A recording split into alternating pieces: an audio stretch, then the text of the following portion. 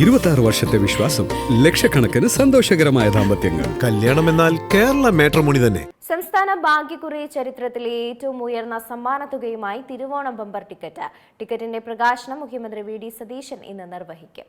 സംസ്ഥാനത്ത് lottery എടുക്കുന്നവർക്കിനി bumper lottery. കേരളത്തിന്റെ lottery ചരിത്രത്തിലെ തന്നെ ഏറ്റവും വലിയ സമ്മാനത്തുകയുമായാണ് തിരുവോണം ബമ്പർ ഇത്തവണ എത്തിയിരിക്കുന്നത്. 25 കോടിയിൽ നിന്ന് 30 കോടിയായാണ് തിരുവോണം ബമ്പർ ടിക്കറ്റ് ഇറക്കിയത്. സമ്മാന ഘടനയിൽ വലിയ മാറ്റങ്ങളുണ്ട്. രാജ്യത്ത് ഇത്രയും ഉയർന്ന തുക ലോട്ടറി സമ്മാനമായി നൽകുന്നത് കേരളത്തിൽ മാത്രമാണ്. 500 രൂപയാണ് ടിക്കറ്റിന്റെ വില. ഒന്നാം സമ്മാനത്തിന് പുറമെ രണ്ടാം സമ്മാനമായി 1 കോടി രൂപ വീതം 20 പേർക്ക് ലഭിക്കുമെന്നതാണ് മറ്റൊരു പ്രത്യേകത.